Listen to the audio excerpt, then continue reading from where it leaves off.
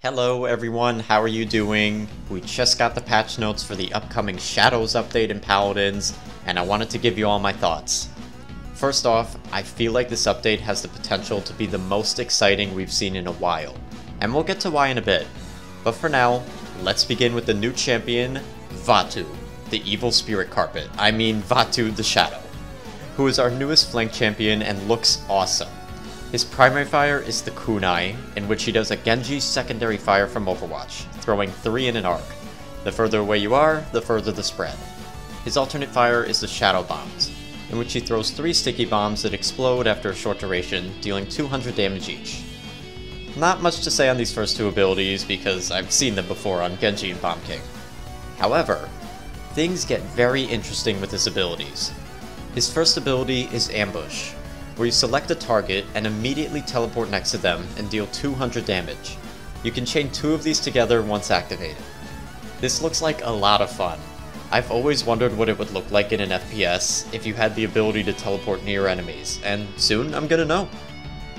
His second ability is Dash. Creative name, I know. Where you dash in any direction you are moving, while reducing your damage by 60% during that time. This ability looks amazing. From what was explained in the dev stream, the dash will go in the direction you are moving in, which sounds like any other movement skill, but let me explain. With most movement skills in the game, you have to turn and face your camera in whichever direction you want to move. For Vatu and his dash, you can dash without having to move your camera. My personal favorite touch is that this skill doesn't take you into third person. I really don't understand why so many skills take you to third person. It can sometimes be confusing. But yeah, I see this ability being very strong, especially in conjunction with the ambush. Lastly, Vatu's ultimate is Nightfall, in which he charges up and then attacks in a straight line. The distance you gain from the ability is dependent on charge time, but regardless of charge, the ability will always deal 800 damage and stun for 1.25 seconds. This ultimate is basically a tweaked version of Rom's. Kind of lame on paper, but I feel like in practice it will be very fun to slingshot yourself at enemies. Vatu has an interesting selection of talents. The first one is Omnipresence, where your ambush gets an additional charge and becomes usable on allies, which just seems ridiculously fun. I am curious if the teammate ambush will deal damage to nearby enemies or not. Either way, it's more mobility for an already super mobile champion. Next is Unarray, which increases the explosion radius of shadow bombs, and they now home to enemies. I'm gonna be honest, this talent sounds lame, and I feel like it's never gonna be played. And its last talent is Enveloping Shadow, which reduces the cooldown on Vatu's basic abilities by 15% after hitting an enemy with a kunai. This seems very strong, and I foresee this talent being the most played. I'm not gonna go over all of his cards, but I thought I would bring up a fun one. Tranquility, which increases your base jump height by 30%. I may or may not meme with this card and run it capped out, though it might be unnecessary due to how good the dash is. So, Vatu looks pretty cool. A flanker with lots of mobility and combo potential. I feel obliged to main him since he's a ninja, but we'll see. Up next is our new event pass, in which the theme is Beach Bash. The 2 champs featured are Octavia, who is getting her first skin 1 update after being released, and Buck, who has not had a skin since 2018. The Buck skin looks sick, especially the recolor, and Octavia's skin looks super fun. Also, I'm a sucker for American flag designs, so you know I'll be rocking that recolor. Besides the 4 skins, Io gets a new MVP pose, which is amazing, and while he has gotten another update without a skin, Atlas gets arguably the best emote to be added into this game. Add in a few sprays, avatars, and a Thirsty Fernando death stamp, and that's the event pass. Next is the Trials of the Realm goodies. On top of 300 crystals, you will also be able to obtain a new Corvus emote, a new Ruckus MVP pose, and a new announcer pack with Vora being the host. Definitely excited to give that one a try. You can also get a few sprays, the notable one being this sexy beast here. I didn't get to make a video last update, but since I'm doing this one now, I want to say that overall, I'm a fan of Trials of the Realm.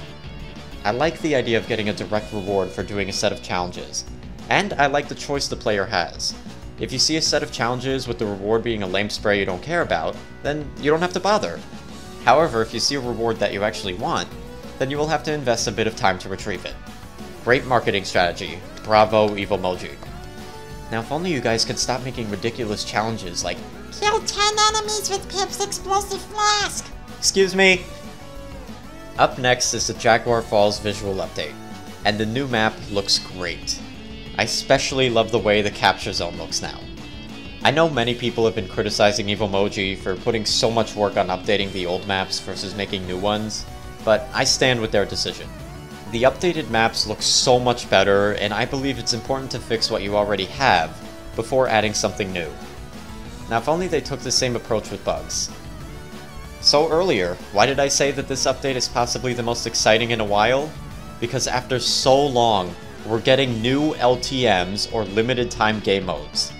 The last LTM we had was the End Times event in February of 2019.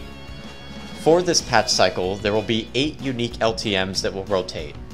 What's a little odd is that these LTMs will only be playable on Tuesdays, Wednesdays, Saturdays, and Sundays. So I guess if your only playtime is on Monday, Thursday, or Friday, then you're SOL. As for the new LTMs, they seem more reminiscent of an Overwatch custom game. What I mean by that is that these modes seem like simple modifiers rather than a whole new game mode like the previous Dragon's Call and End Times events. Okay, well, what are the LTMs? They said there would be 8 of them, but the only ones we know of through the patch notes are Hide and Seek and Knockaround. Hide and Seek will be a team deathmatch mode where everyone plays as Strix with unlimited stealth, increased damage and move speed, and reduced cooldowns. This seems like a very fun mode to play with friends. I can't wait to try it. And Knockaround, where again, this is team deathmatch, this time on the small throne map. The playable champs are Ashe and Bomb King.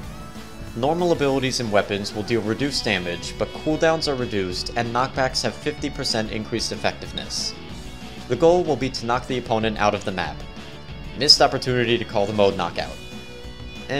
This one I'm not too excited for. Plus, I feel like Bomb King is going to be way better than Ashe here. In the developer commentary, they mention how this is a first step for allowing more ways to engage with Paladins. In short, they want to add more LTMs, they want to add these customization features to custom games, they want to add larger investment LTMs along the likes of Dragon's Call, and they are investigating old game modes, specifically Dragon's Call and Payload, as LTMs. So, more LTMs to come. Awesome. In my 16 things I want from Paladins in 2021 video, I put new content, specifically new game modes, as the biggest thing I want to see from Paladins this year. And it looks like they are delivering. I personally would like to see them try with a new permanent game mode, but baby steps. As for updating custom games, yes, they need help.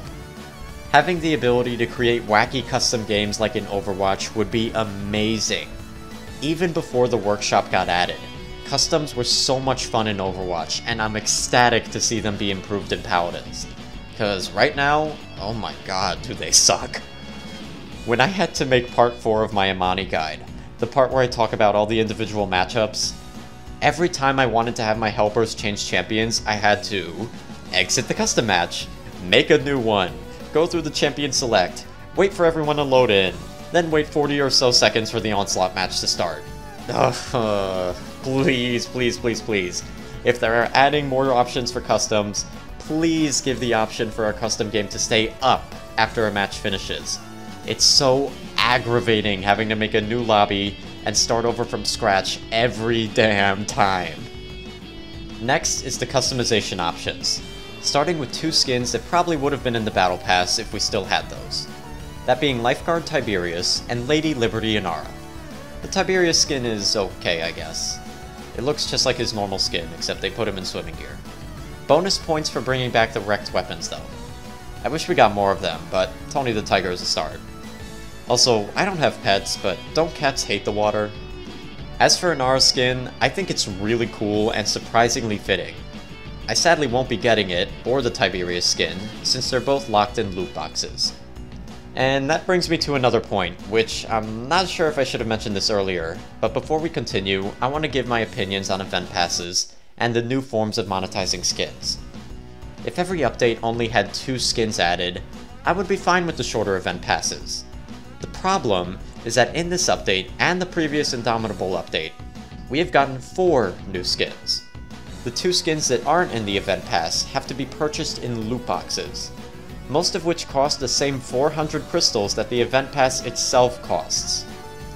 So, while I may like the new Inara skin, I'm not about to spend $8 for a chance to get it.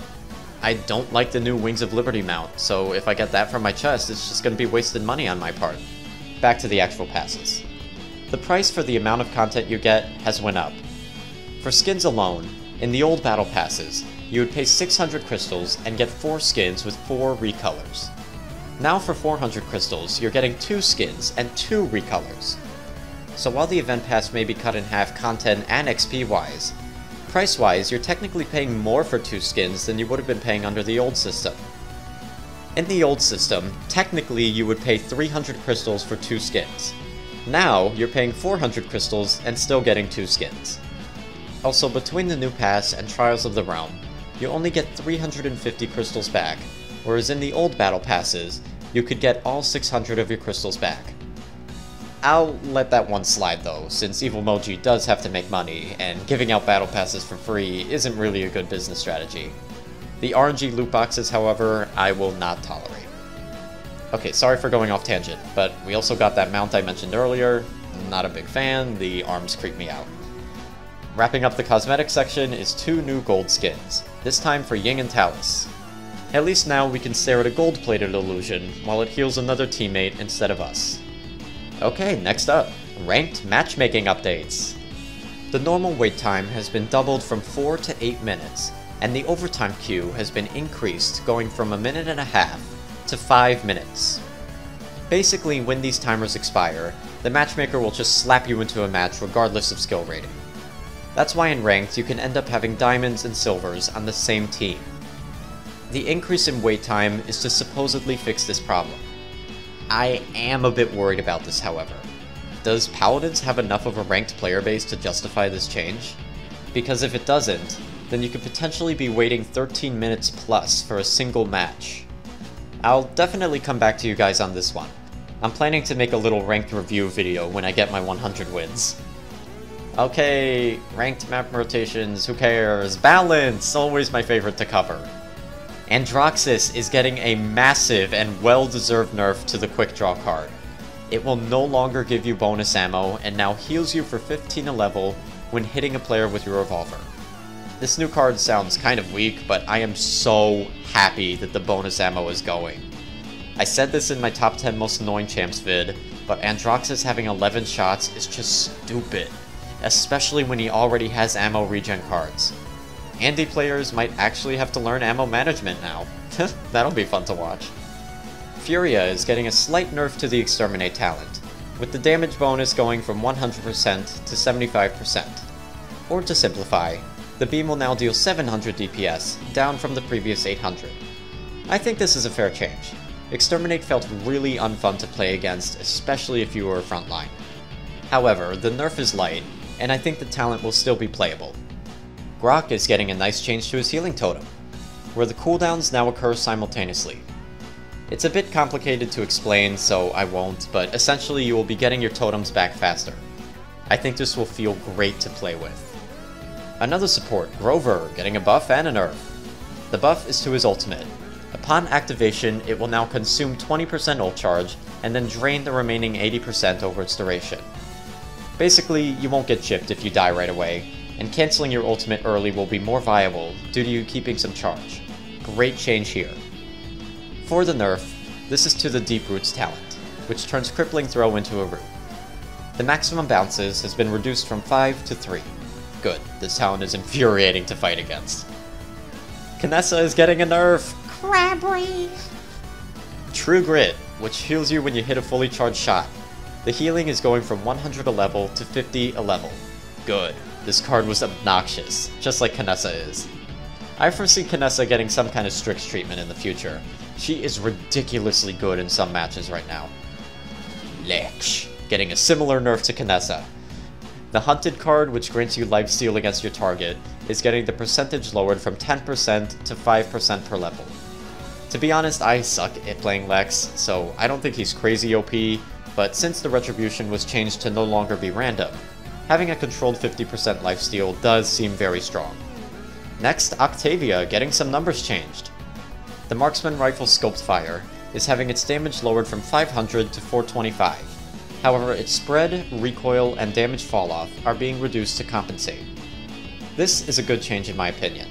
I don't think Octavia released crazy OP like Jaguar, but there were numerous occasions where me or a teammate would get lit up just from peeking sightlines. This reduction in damage puts Octavia's new DPS at 1275, down from the previous 1500. But that's not all for Octavia. Her hipfire is getting its damage upped from 200 to 250, and it's also getting increased accuracy at the cost of having increased damage fall off at range. Unscoped, you fire once every 0.2 seconds, so the DPS on the unscoped shots goes up from 1000 to 1250. This change I like as well. I like that both forms of fire essentially have the same DPS, because as of right now, using the unscoped fire feels like a joke. I can't wait to try out these changes with the Hell or High Water talent. Now to throw a wrench into my 5-minute reworks video, Tiberius is up next with a nerf to the Heavy Blade. The slow is being reduced from 50% to 30%, and the slow duration is being lowered from 3 to 2 seconds. I guess I'll spoil a bit of tomorrow's video, but yes, this ability is ridiculous. However, I would have opted to reduce the damage and keep the utility of the strong slow. In my concept video tomorrow, the Heavy Blade will have its damage lowered slightly at base, and the recoil on the sword will have its damage and slow cut in half. Also, I see no nerfs to the combat trance, which is arguably way more problematic than Heavy Blade. Last up is a nerf to Zin's Guillotine, Praise Genos. The damage per slash is going from 25% to 20%, and the talent will no longer grant Zin a bonus to his ult charge rate. Now Zin will have to hit all 5 slashes on the ultimate to insta-kill you. If you are healed for just 1 health, you will now survive Zin's ultimate. Still, with a little help from your team, Guillotine will still destroy poor frontline mains. This is a well-deserved nerf in my opinion. Okay, bug fixes. Nothing too important here. Octavia's reticle and the scope will now be properly centered. Should have been that way at release. And Amani has some bug fixes that aren't fixes to her glitchy mana bar. Seriously, I've had so many mana gyps, and there's a new bug where your mana bar gets stuck and stops charging, which is just, so infuriating. So that's the update. Overall, there's nothing to complain about here. What do you guys think of the upcoming update? Hype for Vatu and LTMs? Let me know down below. Also, let me know how you guys feel about patch review videos. Besides the big season updates, I've personally held off on these as I find them to be kind of lazy. But if you guys enjoy these, I will gladly make more. I will be recording and possibly streaming the PTS when it's live, so don't forget to clap that like button and laser down that sub button. Snatching the bell is also a great way to stay in the loop and be notified as to when these videos and streams go live. As always, I'm YellowNinja, and peace.